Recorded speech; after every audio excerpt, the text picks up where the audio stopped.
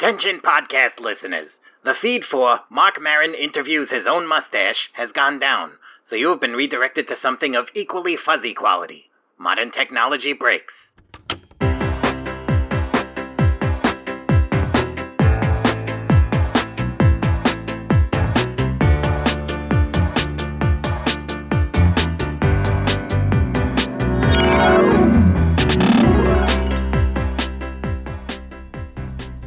Here's the main recording studio, where we actually do most of the technological heavy lifting here at the Modern Technology Podcast Network. It's very nice, Breslau. And, interesting atmosphere. Are we sure this isn't the storage closet for decaying antiques? Huh? No, this is live gear, all running now. This here is the technological nerve center of this place. Yeah. Some of the nerves are a little nervous today. Do you worry this gear might be a little outdated? Nonsense. It was all brand new top-of-the-line equipment when I helped install it. How long ago was that? A few decades, maybe? Who keeps track? I have enough aggravation. Anyway, this all used to be for terrestrial radio, but we managed to convert everything to the online podcast-capable hub of noise-generating goodness our listeners all know and love. Well, I happen to know a thing or two about broadcast engineering, and I'm pretty sure this unit over here dates back to the 1940s. Check out the vacuum tubes. Oh yeah, that's a bit of the newest stuff I patched in. Bought it off a guy in the flea market. I don't think that poor dope had any idea what it was even for. What is it for? No idea. Hey Rob, is this one plastic or Bakelite? Yeah, we do our best to keep up with the times here at the old M.T. That's how we can crank out all our quality modern technology podcasts. Like this one, just coming down the tubes now. You can listen in if you want. Put on those headphones right over there.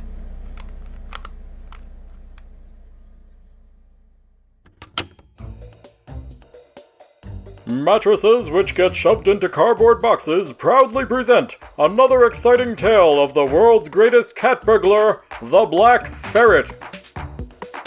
As we begin our story, the world's greatest cat burglar, the Black Ferret, sits in the luxurious home office of famed industrialist and secret crime boss Fenwick Van Wyck. Greetings, Mr. What shall I call you? The Black Ferret will suffice, Mr. Van Wyck. Of course. Black Ferret, I've heard the rumors and stories about what you can do. They say you can steal anything. That is correct. I am the best cat burglar there is. So they say, all throughout the criminal underworld, and if it's true, I've got a job for you.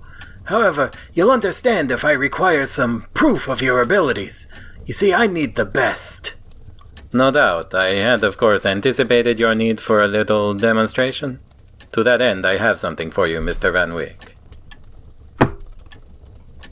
Is that my wallet? It is. You took my wallet, but it was in my pocket when you came in here. You stole it from my pocket? That is correct. Feel free to check. Your belongings are still within. So they are. And you've added a calling card of yours. Greetings from the Black Ferret. I do not do what I do for such lowly returns as the credit cards of famed industrialist and secret crime boss Fenwick Van Wyck. I do it for the challenge, for the love of the exquisite art of high-stakes burglary, and to prove to the world that I, the Black Ferret, can steal absolutely anything. I am the best cat burglar there is. Well, okay, that's pretty good. But the job I have in mind is more than just a pickpocketing. Now you see, You will recognize, of course, the keys to your antique Rolls-Royce, the one you keep in this mansion's secure garage behind the infrared lasers. They are. And you've strung your calling card onto the keyring? That I have. Greetings. But I drove that car home today. I pulled into the garage and came right up here to meet with you. You did. And you stole the keys from my desk drawer? And this is the automobile's steering nut. You'll want to have a professional reinstall that. Tell them to clean your oil filter while they're in there. It's in, frankly, disgraceful shape. You stole that from inside my car, inside my high-security garage beneath my home, while I got from down there to my office up here? Correct. And you screwed it into another Black Ferret calling card? Correct. You'll have to excuse the oil stain on the card this once. I blame you. Okay, that's impressive. Greetings. But how did you... As I told you, Mr. Van Wyck, I can steal anything. I'm the best cat burglar there is. Well, Mr. Black Ferret, obviously, you've got the job. Meet me back here at this time tomorrow, and I'll tell you about the heist. Of course. And I apologize for questioning your abilities, but you understand I had to be sure. I just don't want to hire any old two-bit hood smashing in store windows with a... with a what do you call that thing? That thing you smash, the tool that you hit. Yes, what? The calling card that says greetings from the Black Ferret? Wait, that's not it. No, I mean the tool that you hit stuff with. Why am I thinking about your calling card? Why can't I remember what tool I'm talking about? A hammer. Yes, that's right, a hammer. A hammer, not your calling card. And I'd forgotten all about it. Or did you forget? Was that... Did you just steal the basic concept of a hammer from my mind? I can steal anything. I'm the best cat burglar there is. And you somehow replaced the thought of a hammer in my mind with the thought of your calling card? Greetings. Mamma mia.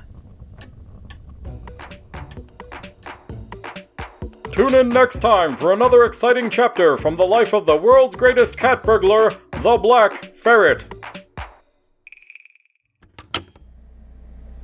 So anyway, how did you two come to be the new owners of the Modern Technology Podcast Network? Well, it's kind of a funny story. Hilarious. I was messing around on my phone, checking out some online auctions, and I saw an old lunchbox that I really wanted to buy. What lunchbox was it again? A blue one with this great picture of Smelly Dave, a famous whale from the 1950s. Anyway, I sneezed, my finger slipped, and I accidentally clicked Buy It Now on the listing underneath. Next thing we know, my husband and I are the proud owners of a podcast radio station thing. Typical. Explains why the previous owner skipped out on us, and why she was laughing quite so hard. Yeah, I can show you on my phone. There's the listing for this station with our shared account as the buyer, see? And then I couldn't afford the lunchbox anymore. And then I changed the password on our shared account. Again. Why did the previous owner list this place under lunchboxes anyway? Anyhow, then we got a bunch of dusty paperwork in the mail from this address, and, well, here we are. Your story touches me, probably. Much like this next Modern Technology podcast will touch its listeners.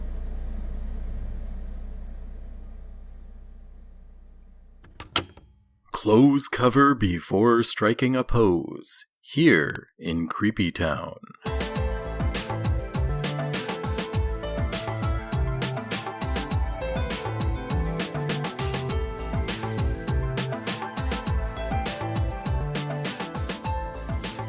Good evening, listeners. You are listening to Creepy Town Public Radio. I am your announcer, Cedric Belmore. Our lovely little town of Creepy Town is a lovely little town.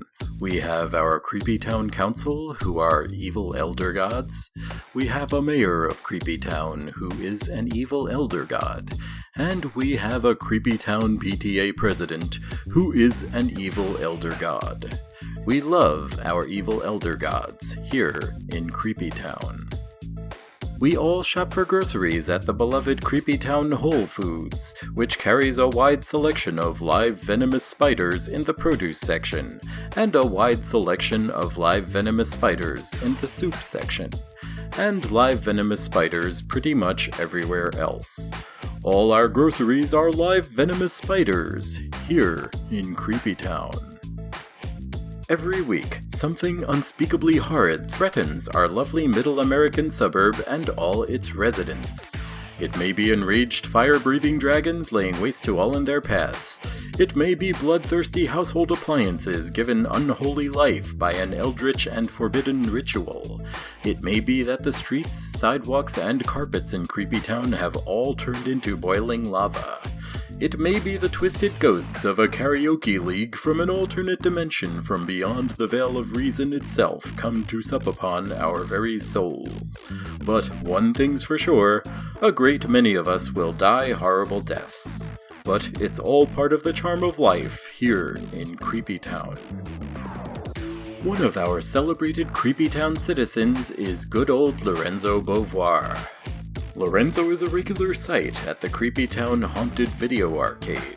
When, that is, he's not working his shift at the Creepy Town Used Burning Car Dealership, where all the used cars are permanently on fire. Yes, Lorenzo is an intrinsic part of our community here in Creepy Town. Lorenzo joins me in the studio tonight to tell us about his own love for Creepy Town. Lorenzo, thanks for coming. Hiya, Cedric. Thanks for having me on your show. Lorenzo, how's life here in Creepy Town going for you? It's for the birds. Wait, what? It sucks. I hate it here. That's why I'm leaving. Leaving Creepy Town? Yeah, I'm moving on. My sister's got a spare room in her place in Woonsocket, Rhode Island. I'm gonna crash there for a bit. I've got some job interviews lined up and everything. A lot of prospects. But why, Lorenzo? Why would you want to leave our beloved Creepy Town, this beloved town we love? Because this place is a damn hazard. Stuff tries to kill us every week. Everyone and everything is controlled by eldritch evils from the time before time. We're constantly rebuilding from the latest unexplainable catastrophe. Do you have any idea how much insurance costs in a town like this? More than I make selling no cars at the car dealership, I can tell you that. Nobody wants to buy a burning car, Cedric. It's not normal. But nothing. I'm getting out while I still have my major organs intact, before they get crushed by possessed lawn furniture or sucked out by alien probes or some other damn Lovecraftian thing. Look, I grant you, life here in Creepy Town has its particular hardships, but that's true of any place, is it not? And deep down, we all have a deep and abiding love for our beloved hazardous middle American suburb and all who suffer it with us. What are you, some kind of weirdo? Look, Cedric, you know how many killer dragons there are in Woonsocket? None. You know how many people want to buy a car from a dealership in Woonsocket? A car that's not on fire? Some, Cedric, some. And that makes all the difference. I'm out of here. This place is inimical to human life.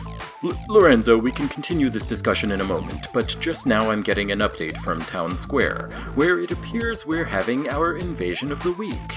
Is it the lava thing this time? The evil karaoke? No, it's the appliances. Listeners, it's the possessed appliances this week come to magical life to turn violently on their owners. Gah, the stinking appliances again? This is exactly the sort of thing I'm talking about, Cedric. Listeners, don't trust your microwaves. Your electric mixers will stir your eyes in their sockets. Your Keurig now dispenses jets of steaming and lethal hydrofluoric acid, and so on. You all know how this works. But, dear listeners, we must get through it together, because we love it here in Creepy Town. While we battle this threat to our beloved town, our way of life, and in fact our very lives themselves, let's listen to some music.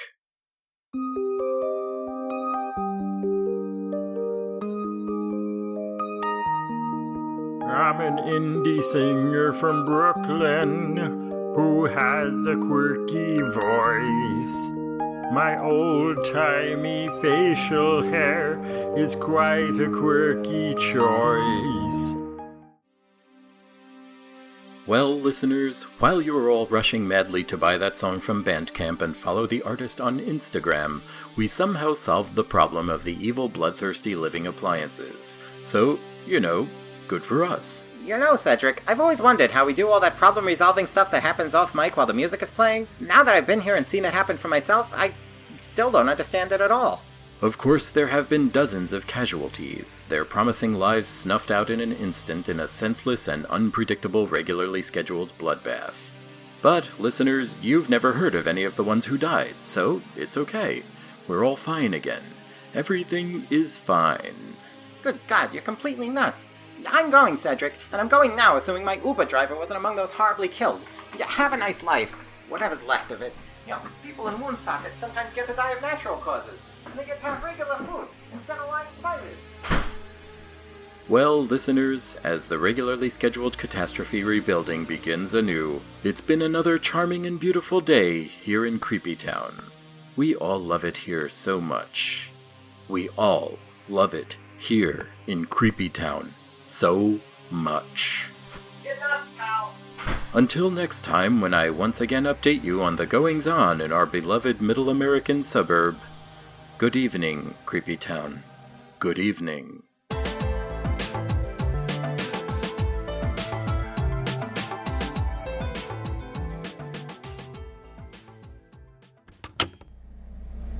Breslau, Yes, Gila. I feel like there's a dearth of locally produced quality media in the world right now. Does this network have any, local news or anything? Of course, we've got a news department. Wonderful. His name is Grundy Kipling. Actually, his latest report's coming right down the tubes now. I'll just put it through here for you.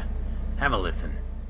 Grundy Kipling reporting live from the steps of City Hall, where the news of the council's latest decision seems to be making its way through the crowd. Right here is a citizen who I'm sure has some feelings on the matter. Hello there, what's your name? Comment, that's a lovely name. And you've doubtless heard the news. How do you feel about this latest decision from City Council? Monsieur, il faut que je passe et vous me bloquez. Par contre, c'est très joli votre microphone. Merci de me l'avoir montré. Yes, and what repercussions do you think there will be from the council's decision? S'il vous plaît, monsieur, je ne veux acheter aucun microphone aujourd'hui. Je ne suis pas un de ces tristes gens qui font des podcasts et tout ça. J'ai un vrai travail, moi. How do you see this affecting the mayor's agenda going forward? Je vais au supermarché pour acheter des saucisses et du jus d'orange. Vous voulez quelque chose, monsieur l'homme bizarre? Je peux vous y acheter des chips ou une barre de chocolat. Well, I think you'll find many who are in total agreement with you on this issue. Bonne chance pour votre vente de microphones. Grundy Kipling, Modern Technology News. Back to you, newsroom. Newsroom, he says. It's just me and here, Grundy, same as always. Hey, Breslau? Yes, Rob. So we have news, kind of. I was wondering about other socially constructive stuff. I mean, I don't know if you know this, but I have a long background in activist radio, and I was wondering if there's anything like that here. Like, do we have any social causes we champion on this network? Do we lend support to anything that can make the world a better place? Stuff like that, just to raise the old karma a little bit. Oh, sure. In fact, there's a PSA for a social change organization we work with coming right down the pipe now. Have a listen to this. Every day in Hollywood, actors from England, Ireland, Scotland, Wales, Australia, and other English-speaking countries are cast as American characters in major television and film productions. To play their roles successfully, actors with non-American speaking voices must undergo rigorous dialogue training to lose their native accent and sound natural as American-voiced characters. And after every production is wrapped, the set's packed up and the cast parties cleared away. More and more foreign-born actors are finding themselves stuck with their new American accent permanently. This condition is known as symptomatic expressive prosodic phonemic occlusion, or SEPO. Hi, I'm TV's Hugh Laurie. After decades of performing distinguished British roles in my native England, I found myself playing the American Dr. House to great acclaim. But after the series ended and the celebrations faded, I found I still sounded like this. My worst nightmare had come true. I had fallen victim to SEPO. No longer could I comfortably speak out loud in my home city of Oxford. Her Majesty the Queen has rescinded my OBE honors.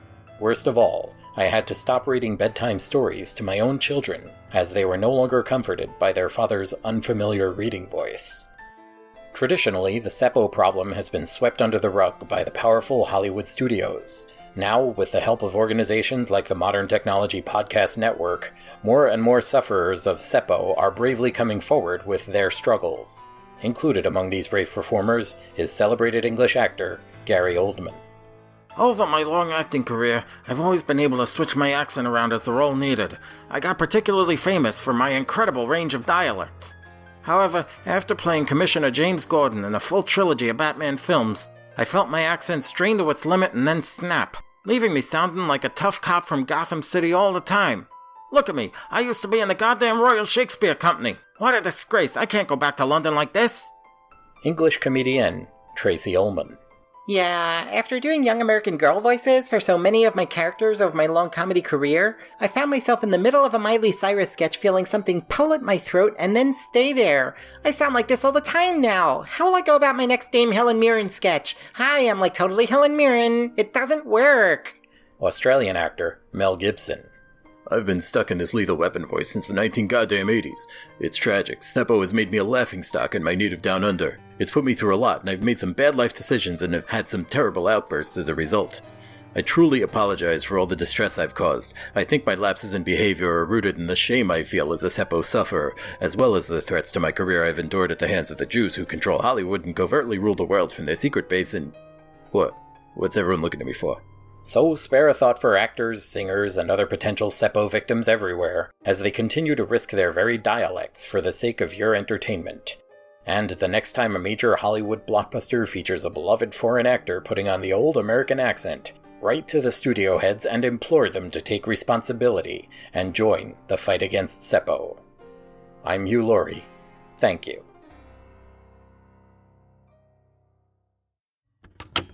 As you see, our network contains some of the finest programming geared toward today's discerning podcast subscriber, produced by today's up-and-coming podcast producers. It's certainly an eclectic bunch. How do you find them? Most of them live in this building. We have an intricate system of cables and a series of tubes which allow them to get their shows to us right from home. Yeah, about that. This place just looks like a crumbly old apartment building outside. What's the deal with this radio podcast nerve center being hidden away in a sub-basement in the middle of Queens? Simple. The station was here first. The building got built on top of it a while back. Seems like an awkward situation. I'll say it was. I don't think the construction crew realized we were here. The noise nearly spoiled our company holiday party. And speaking of interrupting noises, listen to this. Oh, hi! Hello there. I ordered us some fries. How was work? Ugh, don't ask. Let's just say after this burger, I feel like it's definitely time to hit that happy hour. Oh, let's go. I feel like I could murder a cocktail. I feel like I could do it a couple. But anyway, I finally saw that movie you told me about last weekend. Oh, finally! I feel like I've been dying to talk with you about it. What'd you think? Oh my god. I feel like I need to go back and see it again, like soon. Didn't I call it? When I was watching, I said to myself, I feel like she needs to see this. Yeah, I feel like it was way hyped in the reviews, but I feel like it really is one of those rare ones that merited all the hype. And I feel like this movie's success is really going to work out well for this cast. They're not really well-known actors yet, but I feel like they're really going to get noticed since it's doing so well. Totally. And I feel like with award season coming up... Oh yeah, I think they're all shoo-ins. Wait, what? I think they're all shoo-ins. You what? I said I think they're all shoo-ins for the awards. I'm sorry, I don't... I feel like they're all shoo-ins. Ah, yes, I feel like they are too. I feel like it's a done deal. I feel like there's no question. I feel like that drink. I feel like that drink too. Welcome to the Bag Spinach Podcast. I am Nigel Bag. And I am Billy Spinach. And we are Bag Spinach Productions, the company where we take classic cult television series that old sci-fi fans used to love and haven't entirely forgotten about yet, and overload their cannons with explosive new expanded universe audio stories. You may know our work from the thrilling audio drama ranges we've done based on such sci-fi properties as Professor Waltzit, The Survivalists, The Immortal High Jumper, 7 Bikes, Potato and Lutefisk, The Oh My God Factor, Scissors and Stone, and Darkening Darkness. Today we present you with a drama tease from the very first mind-bending episode of our production of the groundbreakingly psychedelic and delightfully confusing 1960s spy series, The Guy Who Is in Really Weird Jail. As we begin, a recently retired spy is at home in London, packing his luggage for a trip he won't soon forget. Well, it's wonderful to be home after a tough day at the office, quitting my job. Now that's over, I can have a nice holiday. I'm so excited. I've got my aeroplane tickets, sun cream, traveler's checks, spare pants, everything is packed and ready to go. Nothing can happen to ruin this fine day. Yes, indeed, things are certainly looking up for me. Holiday time. Where did I leave my St. Christopher medal for? Mummy, there's a boy outside. His name is Patrick.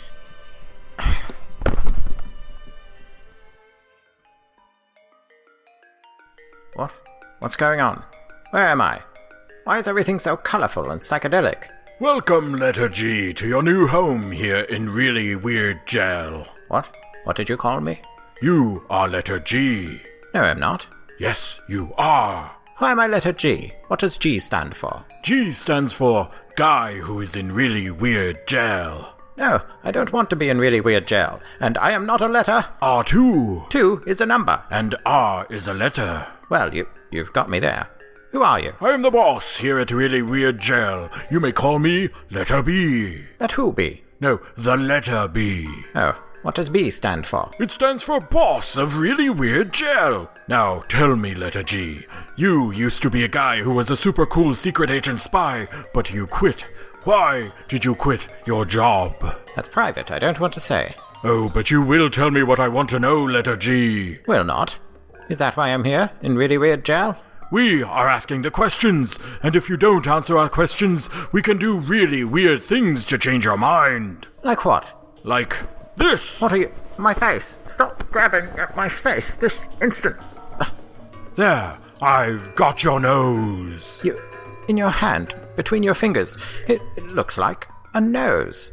My nose. How can that be? Give me back my nose. I did not consent to you getting my nose. I want my nose. Letter G, I've got your nose. My nose.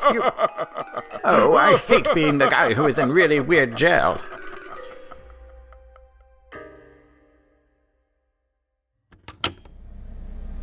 Well, now that you mugs have had your tour of the place, it's time to get to work. Work? Yeah, work. Much as my dulcet tones can caress the digital audioscape like the hands of a parental figure in a diaper ad, being on mic ain't my real job. I'm the engineer, savvy? I flip the switches, repair the repairs, and keep all this stuff working. You two, get on those microphones and make some speaky noises into them with what passes for your voices. We have slots to fill. Us? Aren't there, other people who do this stuff? We're the bosses or something, aren't we? Yeah, not to come all up in here like we own the place, but, well, we actually do own the place. Yeah, so what's your plan, bosses? How much on-air talent are you two gonna be recruiting and paying for? Well, what's the budget for this sort of thing? Huh? I mean, how much money does this place have in the bank? Let me see that auction listing again. Huh, that's how much you paid for this place? Yep. Well, then that's how much we have in the bank. Ah. Whew, boy. And as the station owners, you two mugs are responsible for keeping that account in the black. Everyone here is depending on you. This is gonna take some figuring out. You've got some time to figure it out. How much? Until the next episode of Modern Technology Breaks.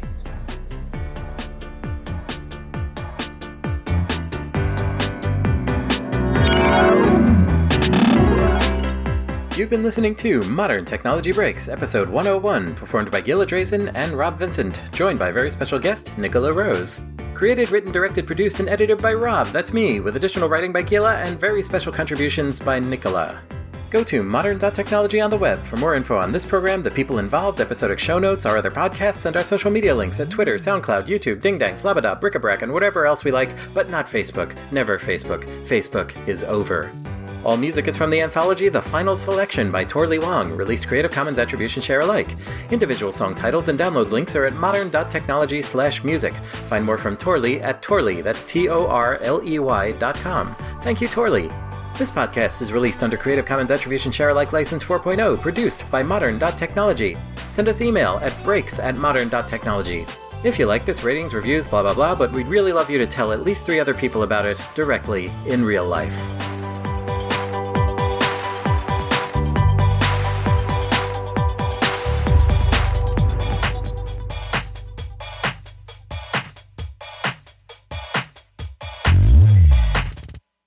I want my nose.